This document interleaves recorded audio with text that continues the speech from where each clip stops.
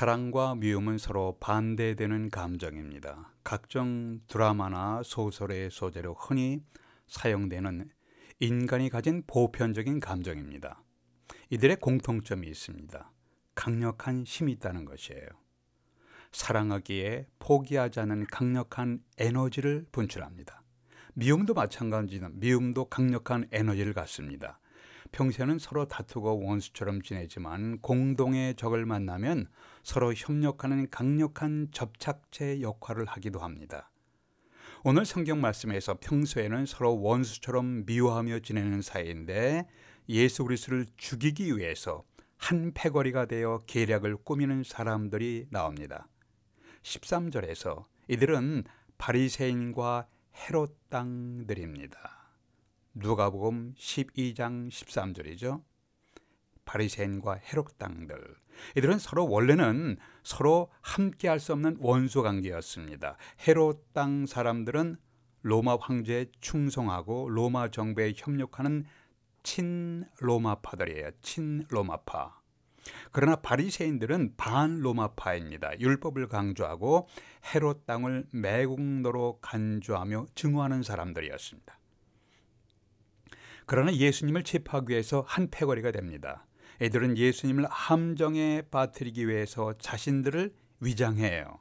위장하고 아주 미묘한 질문을 던집니다. 교묘한 질문을 던지는 것이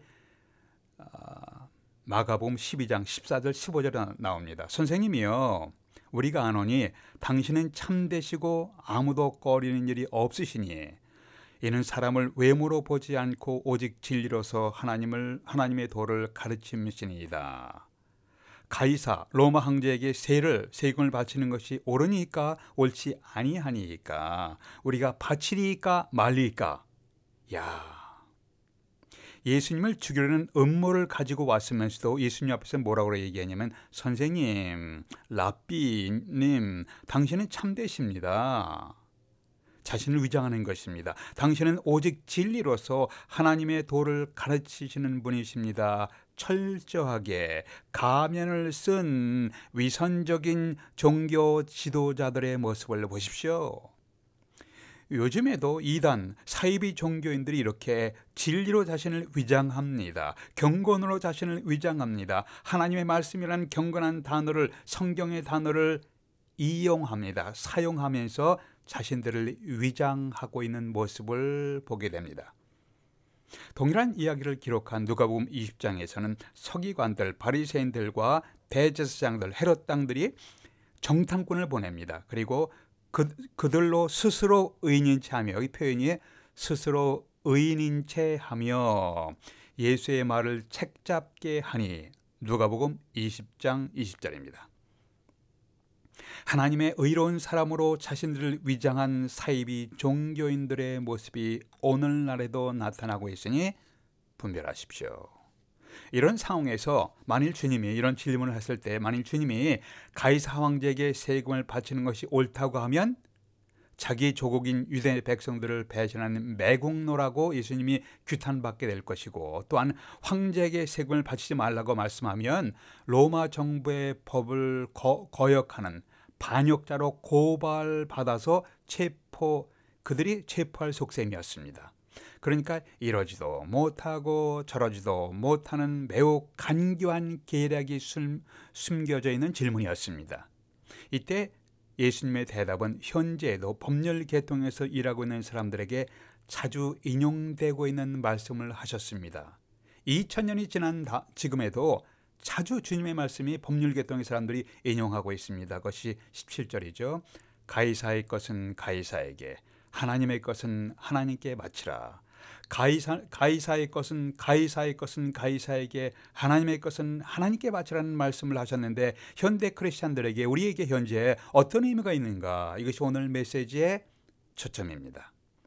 첫 번째, 우리는 이 땅의 시민으로서의 책임에 성실해야 합니다. 이 땅의 시민입니다. 시민으로서의 책임에 성실해야 합니다. 주님은 로마 황제에게 세금을 바치는 것이 합당한가, 합당치 않는가를 놓고 질문하는 사람들에게 동전을 가져오게 했어요.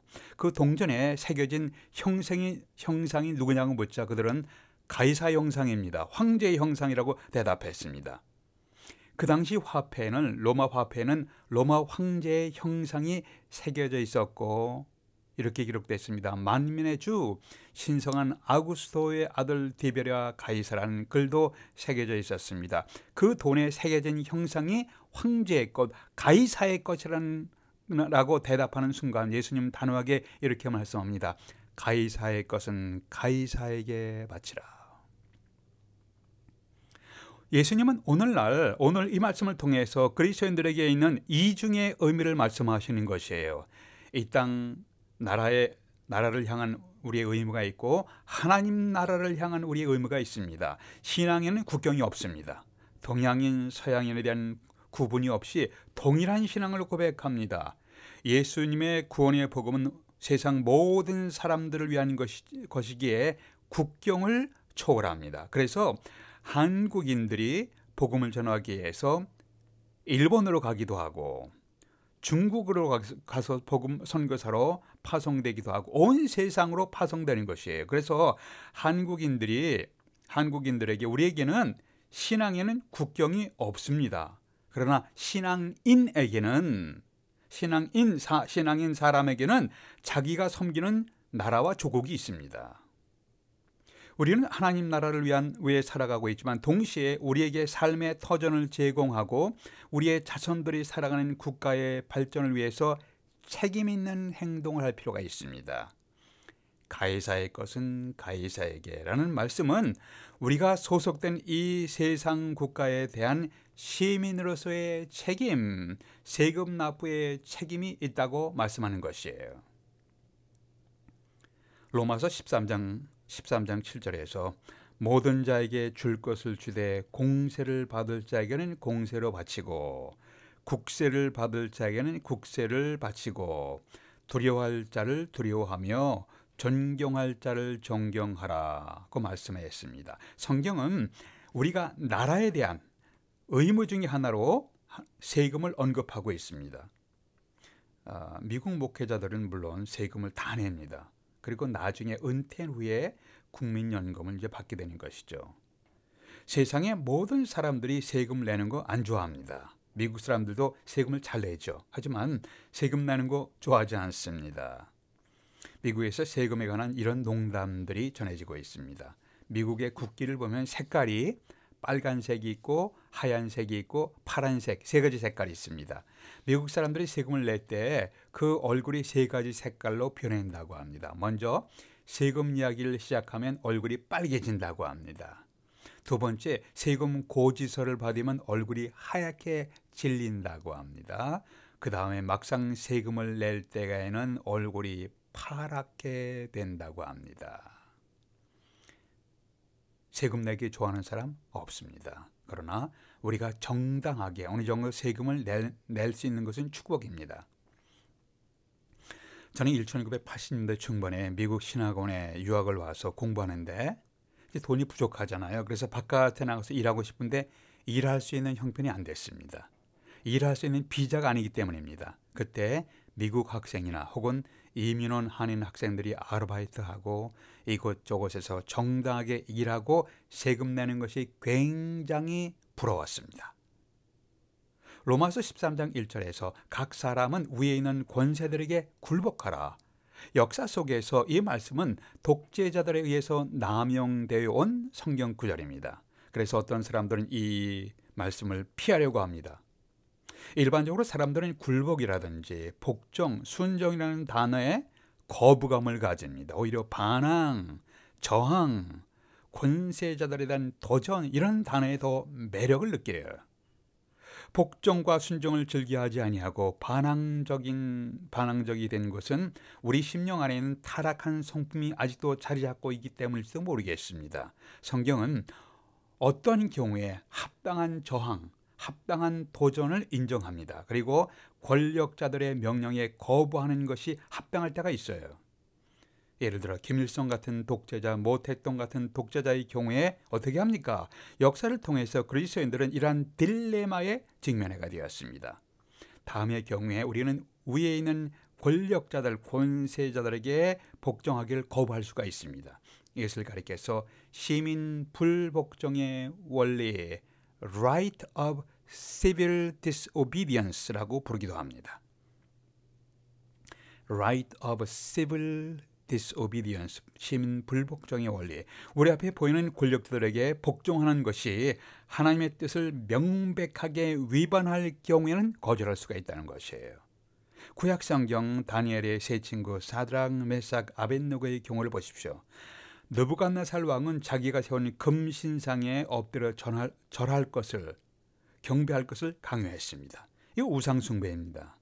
그래서 다니엘의 세 친구들은 금신상 앞에 엎드려 경배할 것을 거절했습니다. 이것은 느부갓네살 왕보다 더 높은 권세이신 하나님께 순종하기 위해서입니다. 우상을 숭배하지 말라고 하신 하나님께 순종하기 위해서 느부갓네살 왕의 우상 숭배 강요를 거부한 것이에요. 신약 성경 사도행전 4장과 5장에서 유대인의 관원들이 주님의 제자들에게 복음을 증거하지 말라고 명령을 내렸습니다. 복음 증거의 금지령을 내렸습니다. 이때 베드로와 요한은 이렇게 대답합니다. 하나님 앞에서 너의 말 듣는 것이 하나님 말씀 듣는 것보다 옳은가 판단하라. 사람보다 하나님께 순종하는 것이 마땅하니라. 이 유용한 말씀이에요.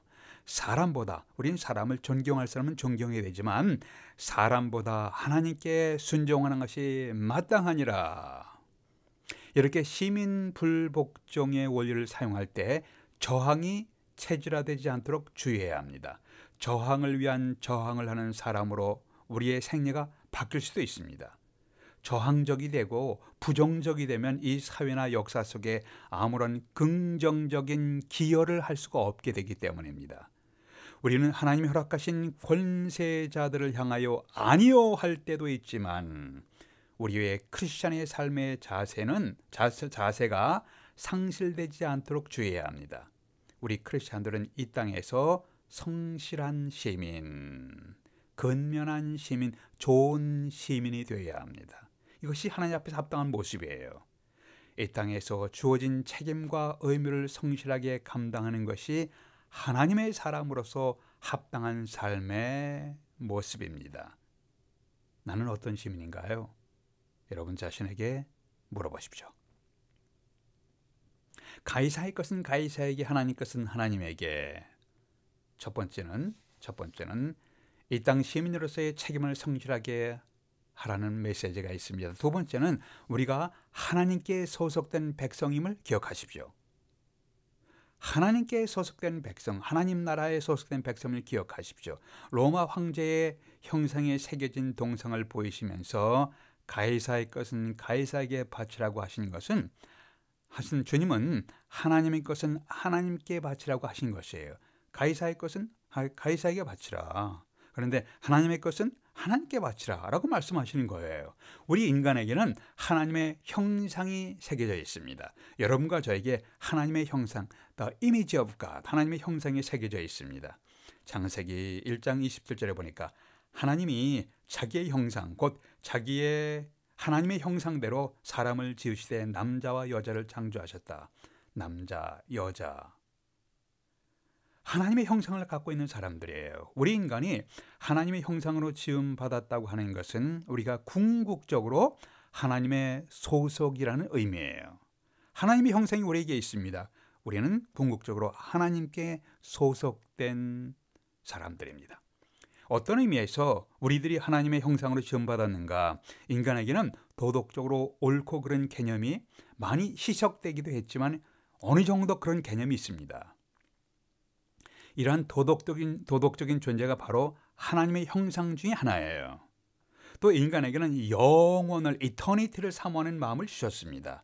하나님이 영원, God is eternal, 영원하시기에 우리 인간에게 영원을 사모하는 마음을 주셨습니다. 여러 가지 요소가 있어요. 영적인 요소도 있습니다. 다 우리 하나님의 형상으로 지음받았기 때문에 우리 인간에도 그런 요소들이 있는 것이에요. 더구나 우리가 예수 그리스도를 주님으로 영접할 때 성령께서 우리에게 인장을 찍으십니다. 도장을 찍는다는 말씀이에요. 에베소서 1장 13절에 보니까 약속의 성령께서 너희에게 도장을 찍으셨다고 하셨습니다. 우리의 육신의 눈으로 보이지 않지만 성령께서 우리 심령에 도장을 찍으신 것은 너는 나의 백성이야. 너는 하나님의 백성이야. 너는 하나님께 소속된 백성이야. 내가 너를 안다. 그런 의미를 갖고 있는 것이에요. 사도 바울은 고린도전서 6장에서 너희 몸은 너희 것이 아니라 예수께서 십자가에서 생명을 지불하는 대가를 주고 산 것이 되었으니 그런즉 이제 너희 몸으로 하나님께 영광을 돌리라. 고린도전서 6장 19절 20절입니다. 우리에게는 모든 것은 궁극적으로 하나님의 소유입니다. 우리의 몸도 하나님의 것이고 우리의 생명도 하나님의 것이고 우리의 시간도 궁극적으로 하나님의 것입니다. 현재 내가 누리는 이 모든 것은 궁극적으로 하나님의 소유입니다. 그래서 우리는 하나님의 청지기입니다. 일시적으로 내가 이 땅에 살아가는 동안 일시적으로 하나님께서 우리에게 맡겨주신 것이에요. 이 모든 것의 주인이신 하나님의 뜻을 따르면서 물론 완벽하지 않습니다. 천국에서는 완벽하게 이루어질 것이지만 이 땅에서는 하나님의 뜻을 완벽하게 따를 수가 없습니다. 하나님의 뜻을 완벽하게 추구할 수도 없습니다. 그러나 우리가 할 수 있는 한 하나님의 뜻을 따르고 하나님의 뜻을 추구하며 우리에게 있는 것을 사용하는 것이 합당한 모습입니다. 많은 분들이 아마 여러분들이 불의 전차 Chariot of Fire라는 영화를 기억하실 것입니다. 이 영화는 역사적인 사실에 근거한 작품으로서 지금부터 정확히 100년 전이죠. 100년 전 파리올림픽 400m 계주에서 세계 신기록을 세우고 자신의 조국 스코틀랜드에 금메달의 영광을 안겨진 에릭에 대한 이야기입니다. 에릭은 자신이 조국을 위해서 할 수 있는 최선을 다했습니다. 올림픽의 영웅이 되었습니다. 그가 올림픽 후에 기도하는 중에 새로운 결심을 하게 됩니다. 그것은 내가 받은 메달보다 금메달보다 더 위대한 메달이 있다. 그것은 너는 복음의 영광을 위해 살아가라는 내면의 깨달음, 메시지를 깨닫게 돼요. 받게 돼요. 그런 기도하면서 내면으로부터 주신 하나님의 도전을 어떻게 할 것인가 고민하다가 그 도전을 받아들이기로 했습니다. 그래서 올림픽 금메달리스트에게 주어지는 영광이 있습니다. 안정된 삶이 있는데 이것을 제쳐놓고 복음을 증거하기 위해서 중국으로 떠나갑니다. 그때 일본이 한국도 점령하고 중국까지 침략했던 시기였습니다. 에릭은 중국 사람들에게 예수 그리스도의 복음을 전하고 그들을 격려했습니다. 이때 점령지 경찰이었던 일본 경찰은 에릭을 스파이로 모아서 감옥에 가둬버렸습니다. 그는 감옥에서도 그리스도의 복음을 전했습니다. 감옥 안에서 신앙 공동체가 생겨나기 시작했습니다. 일본이 이제 연합국에게 항복해서 전쟁이 끝나기 전에 얼마 전에 애석하게도 에릭은 감옥에서 숨을 거둡니다. 에릭에게 복음을 전해준 사람들은 에릭에게서 복음을 전해 들은 사람들, 복음을 듣고 그리스도인이 된 사람들은 감옥 옆에 있는 작은 동산에 에릭의 시체를 묻었습니다. 그 무덤 위에 초라한 비문 하나가 새겨져 있는데 그 비문에는 이렇게 새겨져 있다고 전해지고 있습니다. 하나님 나라의 영웅 에릭 리들, 하나님 나라의 영웅 에릭 리들 여기에 잠들다. 하나님 나라의 영웅, 그에게서 복음을 듣고 그의 도움을 받아서 예수님을 믿게 된 사람들이 그에게 붙여주었던 칭호입니다. 이 땅에서 우리의 심장이 멈추는 순간에 우리는 하나님 앞에서 어떻게 인생을 살아왔는가를 평가받게 될 것입니다. 언젠가는, 지금은 열심히 사십시오. 운동도 하시고 강건하게 사십시오. 그러나 언젠가는 이 모든 것의 주인 되신 하나님 앞에서 우리가 어떻게 살아왔는가 우리의 인생을 결산하게 될 것입니다. 이 땅에서 신실하게 살아간 사람, 하나님 나라에 기여한 사람으로 평가받을 수 있을까요? 우리의 부족한 모습 그대로 신실한 시민으로서 이 땅에 살아가면서 주님과 복음을 위해 살아간다면 우리의 인생이 끝나고 결산받게 되었을 때 하나님은 우리에게 이러한 칭호를 붙여주실 수도 있습니다. 너 하나님의 사람이요. 완전하지는 않지만 성실하게 최선을 다한 너 하나님의 사람이요. 너 복음의 일꾼이요. 하나님 나라에 기여하기 위해서 애쓴 사람이요. 여러분과 저에게 이러한 결산의 칭호가 붙여지게 될 수 있기를 기원합니다. 기도하시겠습니다. 아버지 하나님, 이 땅의 나라와 하나님의 나라 모두에게서 신실한 시민으로 살게 되기를 소망합니다. 책임 있는 이 땅의 시민이 되길 원합니다. 또한 하나님 나라에 기여하는 백성으로 살아갈 수 있도록 하나님 인도해 주시옵소서. 우리 주 예수 그리스도의 이름으로 기도하옵나이다. 아멘.